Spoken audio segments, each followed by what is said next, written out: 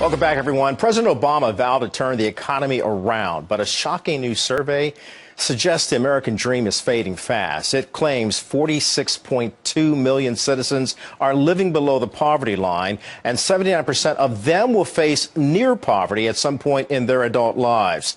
If the White House is so determined to fix the economy, why are so many people struggling to get by? Fox News legal analyst Peter Johnson Jr. is here now to weigh in. Good morning, Kelly. Hi. Peter, this is staggering. When I was reading this last night, I could feel the pain of a lot of Americans who are finding themselves below that poverty line. There's now a tremendous amount of pain. There's not enough hope, and hopefully the American dream continues to live in our hearts and our minds and our aspirations. But for a lot of Americans, the poverty line is too close.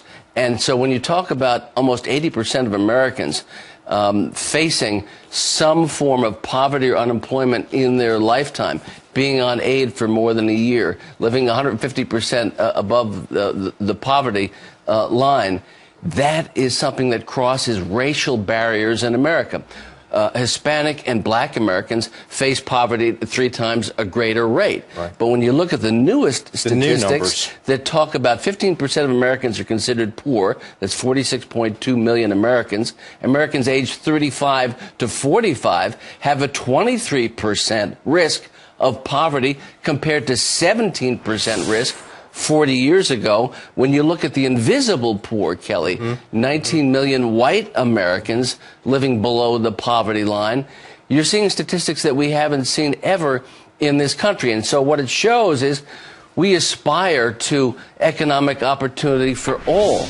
But what we're seeing is maybe there's less economic opportunity for all. And so not only are communities of color being affected by a lack of hope, a lack of opportunity, a lack of jobs, so are white communities based on education. And Peter, because of that, because of the fact that now you have white Americans, black Americans, Hispanic Americans all experiencing this high degree of poverty, you would have to hope that there would be some change. Well, absolutely, and I think that's what we're seeing in this study by Professor Rank at Washington University in St. Louis. When you have 7.6% unemployment, when you have a 1% growth rate, when food stamp recipients have grown 46% over the last 5 years, and you see this mainstreaming of economic deprivation, you say to yourself, what are we doing wrong? What can we do better? How do we lift all of ourselves up to achieve the American dream that we so aspire to? These are very staggering, as you say, statistics,